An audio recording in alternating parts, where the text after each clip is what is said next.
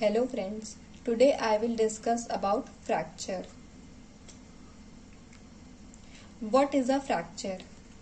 A fracture is a break in the continuity of a bone. Fracture क्या होता है? A fracture is a break in the continuity of a bone. Classification of fracture. Fracture is classified on the basis of etiology, on the basis of relationship of the fracture with the external environment, on the basis of displacement of the fracture, on the basis of pattern of the fracture. So, fracture is a break in the continuity of a bone and it is classified on the basis of etiology, on the basis of relationship of the fracture with the external environment, on the basis of the displacement of the fracture, on the basis of the pattern of the fracture.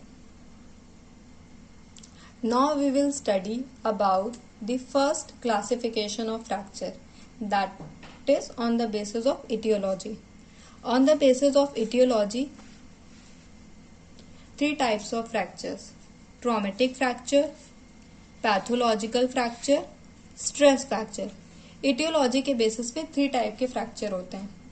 First is traumatic fracture, second is pathological fracture and third is stress fracture. Traumatic fracture क्या होता है? Fracture sustain due to trauma. किसी भी trauma की वजह से fracture अगर होता है तो उसको हम लोग कहते हैं ट्रॉमेटिक फ्रैक्चर. इसके एग्जाम्पल हैं fractures caused by a fall, road traffic accident, fight. Day to day life में जितने भी फ्रैक्चर्स होते हैं वो मोस्टली ट्रॉमेटिक फ्रैक्चर होते हैं. नॉर्मल बोन जो होती है एक नॉर्मल प्रेशर तक, एक कंसिडरेबल फोर्स और प्रेशर तक वो विदस्टैंड कर लेती है. बट अगर एक्सेसिव प्रेशर पड़ रहा है बोन पे तो वो ट्रॉमेटिक फ्रैक्चर कॉज कर देती है. तो ट्रॉमेटिक फ्रैक्चर क्या होता है? Fracture sustain due to trauma. किसी भी ट्रॉमा की वजह से जो फ्रैक्चर होता है उसको ट्रॉमेटिक फ्रैक्चर कहते हैं. Fracture caused by fall, road traffic accident, fight, जितने भी डे टू डे लाइफ में फ्रैक्चर्स होते हैं वो मोस्टली ट्रॉमेटिक फ्रैक्चर होते हैं. Next is pathological fracture. Fracture through a bone which has been made weak by some underlying disease. अगर किसी बोन में फ्रैक्चर हो रहा है जो कि ऑलरेडी वीक है किसी अंडरलाइंग पैथोलॉजी या अंडरलाइंग डिजीज की वजह से, तो उसको हम लोग पैथोलॉजिकल फ्रैक्चर कहते हैं. उसमें अगर मिनिमम फोर्स भी या नो फोर्स भी लगा तब भी वो बोन में फ्रैक्चर हो जाता है. और पैथोलॉजिकल फ्रैक्चर जो होता है वो उन बोन्स में होता है जो कि ऑलरेडी वीक हैं ड्यू टू सम पैथोलॉजी, जैसे कि a bone weakened by metastasis. या पैथोलॉजिकल फ्रैक्चर्स के कई कॉजेज होते हैं जैसे कि localised diseases, generalised diseases. Localised में इन्फ्लेमेटरी में पायोजेनिक ऑस्टियोमेलाइटिस, ट्यूबरकुलस ऑस्टियोमेलाइटिस हो सकता है, और ट्यूमर्स हो सकते हैं, benign tumours, malignant tumours.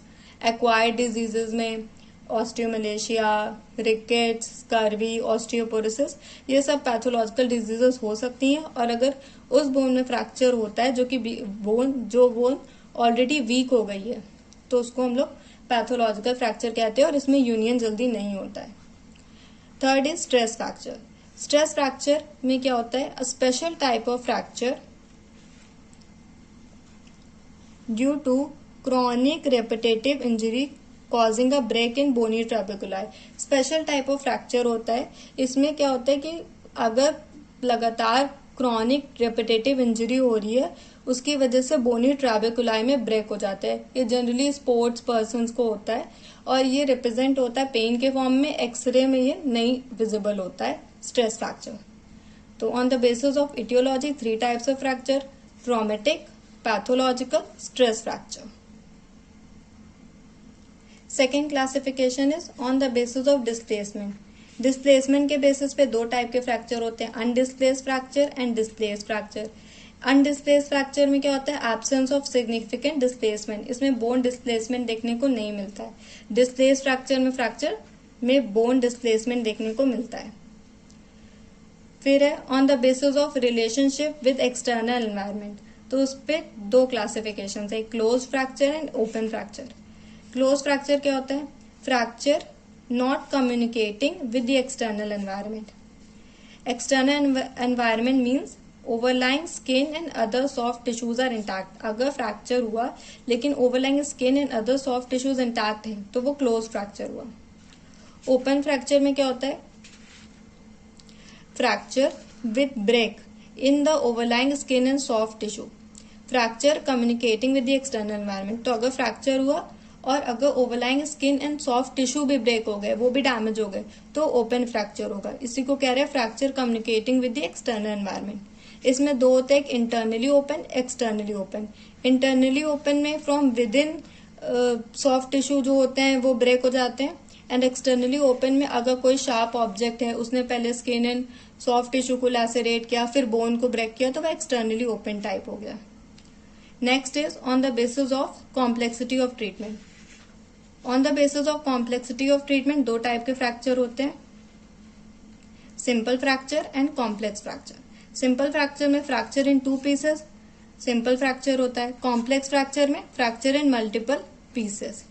Simple fracture में एग्जाम्पल हो सकता है ट्रांसवर्स फ्रैक्चर ऑफ ह्यूमरस, और कॉम्प्लेक्स फ्रैक्चर में comminuted fracture of tibia. Next classification is on the basis of pattern.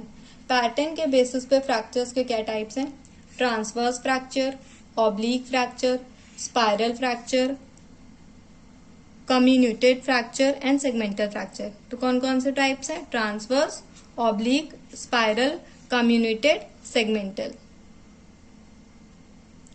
Transverse fracture. Transverse fracture में क्या होता है? Fracture line is perpendicular to the long axis of bone. Fracture line जो होती है वो लॉन्ग एक्सिस ऑफ बोन के perpendicular होती है. This is transverse fracture. Oblique fracture में क्या होता है? Fracture line is oblique, it is caused by a bending force. तो फ्रैक्चर लाइन ऑब्लिक होती है और बेंडिंग फोर्स की वजह से कॉज्ड होता है. This is oblique fracture. Third is spiral fracture. Spiral fracture में क्या होता है? Fracture line runs spirally in more than one plane. This is spiral fracture.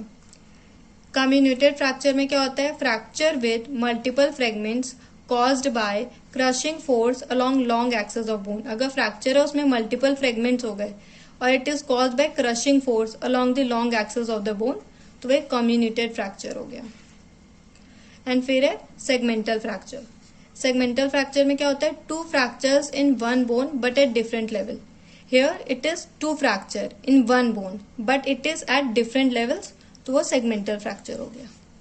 तो on the basis of pattern, transverse fracture, oblique fracture, spiral fracture, comminuted fracture, segmental fracture. Since we have studied what is a fracture, what is the classification of fracture and उसके different classification देख लिए. Now we'll study about the stages in fracture healing. क्या क्या stages होती हैं fracture healing में? 5 stages होती हैं. First is stage of haematoma, second is stage of granulation tissue, third is stage of callus, fourth is stage of remodelling and fifth is stage of modelling. Stage of haematoma जो होती है वो first stage होती है and it last up to 7 days. इसमें क्या होता है कि फ्रैक्चर हुआ, वहां पे क्या हुआ कि जो ब्लड वेसल्स होती है वो रप्चर हो जाएंगी, तो ब्लड कलेक्ट हो जाएगा between the in and around the fragments of the. तो स्टेज ऑफ हेमाटोमा में क्या होता है? स्टेज ऑफ हेमाटोमा जो होती है वो last up to 7 days. And इसमें क्या होता है कि फ्रैक्चर हुआ तो हेमाटोमा हुआ, ब्लड कलेक्ट हो जाएगा around the fractured parts, in and around the fractured parts, and फिर वहां पे ब्लड सप्लाई कम हो जाती है और इस्चेमिक नेक्रोसिस वहां पे हो जाती है फ्रैक्चर एंड्स में. तो fracture and necrosis occur, fracture ends में इस्चेमिक नेक्रोसिस हो जाती है और वहां पे क्या होता है कि कुछ ऑस्टियोसाइट्स सेल्स जो होते हैं वो डाई कर जाते हैं, कुछ जो होते हैं वो सेंसिटाइज हो जाते हैं इनटू डॉटर सेल्स. तो क्या होगा? Last stage of haematoma it last up to 7 days. Fracture and necrosis occurs and sensitisation of precursor cells occur. This is stage of hematoma. Next stage is stage of granulation tissue. It lasts for about 2 to 3 weeks. ये 2 to 3 weeks होती है. First stage haematoma है. Haematoma में pain होगा, inflammation होगा जैसे ही fracture होगा. सेकेंड स्टेज में जो granulation stage of granulation tissue है, it last for about 2 to 3 weeks. इसमें क्या होगा, proliferation and differentiation of daughter cells into vessels, fibroblast, osteoblast, collectively forming a soft granulation tissue. इसमें जो डॉटर सेल्स होते हैं वो प्रोलिफरेट कर जाते हैं फाइब्रोब्लास्ट में, ऑस्टियोब्लास्ट में, कलेक्टिवली एक सॉफ्ट ग्रैनुलेशन टिश्यू बना लेते हैं। और ये सॉफ्ट ग्रैनुलेशन टिश्यू जो होता है वो सपोर्ट प्रोवाइड करता है, और वहां पे जो मैश ऑफ वेसल्स, जो ब्लड क्लॉट होता है वो मैश नेटवर्क ऑफ वेसल्स बना लेता है, जहाँ पे फाइब्रोब्लास्ट ग्रो करते हैं और वहां पे न्यू सेल्स की ग्रोथ होती है। एंड फिर क्या होता है कि जो ब्लड क्लॉट होता है वो रिमूव हो जाता है macrophages and other giant cells के थ्रू। तो इसमें याद रखना है कि स्टेज ऑफ ग्रैनुलेशन टिश्यू में सॉफ्ट ग्रैनुलेशन टिश्यू फॉर्म हो जाएगा। Third stage is stage of callus. Stage of callus जो होता है it last for about 4 to 12 weeks. इसमें क्या होगा, mineralisation of granulation tissue, osteoblast. These cells lay down intercellular matrix impregnated with calcium salt. Callus को woven bone भी कहते हैं। तो इसमें क्या होता है कि जो थर्ड स्टेज होती है उसमें जो ग्रैनुलेशन टिश्यू होता है वो डिफरेंशिएट कर जाता है ऑस्टियोब्लास्ट में। यह डिफरेंस है सॉफ्ट टिश्यू की हीलिंग में। सॉफ्ट टिश्यू की हीलिंग जब होती है तब उसमें फाइब्रस टिश्यू फॉर्मेशन हो जाता है। ग्रैनुलेशन टिश्यू जो होता है वो फाइब्रस टिश्यू में कन्वर्ट हो जाता है। लेकिन बोन रिपेयर में, फ्रैक्चर में क्या होता है कि जो ग्रैनुलेशन टिश्यू है वो डिफरेंशिएट कर जाएगा ऑस्टियोब्लास्ट में, and these cells lay down intercellular matrix. फिर ये सेल्स जो होते हैं वो एक इंटरसेलुलर मैट्रिक्स ले डाउन करते हैं जो कि फिल्ड होती है विद कैल्शियम सॉल्ट्स। उसी को हम लोग कैलस कहते हैं। इसका अदर नेम जो है वो वोवन बोन है। And next stage is stage of remodelling, formerly called as stage of consolidation. इसको पहले स्टेज ऑफ कंसोलिडेशन भी कहते थे। इसमें क्या होता है कि ये 1 to 2 years टाइम ले लेता है। इसमें क्या होता है, lamellar bone formation by multi cellular unit based remodelling of callus. इसमें क्या होता है कि कैलस जो होता है उसमें multi cellular unit based remodelling होती है। तो ये जो कैलस फॉर्मेशन है वो रिप्लेस्ड हो जाएगा by laminar bone formation, lamellar tissue में कन्वर्ट हो जाएगा। और ये मल्टी सेलुलर यूनिट बेस्ड का मतलब क्या है कि एक यूनिट जो होगी कैलस की वो फिर रिप्लेस हो जाएगी एक यूनिट ऑफ लैमेलर टिश्यूज। तो ये स्टेज ऑफ रीमॉडलिंग हो गया। Next is stage of modelling. Stage of modelling में क्या होता है, formerly called the stage of remodelling. इसको पहले स्टेज ऑफ रीमॉडलिंग भी कहते थे। इसमें it takes about many years, इसमें काफी टाइम लगता है। Modelling of endosteal and periosteal surfaces so that fracture site becomes indistinguishable from the parent bone. मतलब कि उसमें जो एंडोऑस्टियल और पेरीऑस्टियल सर्फेस है उनकी मॉडलिंग होती है, शेपनिंग होती है of endosteal and periosteal surfaces, ताकि फ्रैक्चर साइट पहले की तरह हो जाए। तो it takes many years. And ये भी याद रखना है कि जो कैलस फॉर्मेशन होता है वो एडल्ट्स में स्लो होता है, चिल्ड्रंस में जल्दी होता है। तो ये 5 स्टेजेस हैं in fracture healing. So what are the 5 stages in fracture healing? Stage of haematoma, stage of granulation tissue, stage of callus, stage of remodeling and stage of modeling. So this video is all about what is a fracture, what are the classification of fracture, different type के classification होते हैं, and what are the stages in fracture healing. So I hope you will like my video. If you like my video, please subscribe to my channel and wait for further notifications. Thank you, and again you can get the scanned copy of notes in the description of the video. Thank you.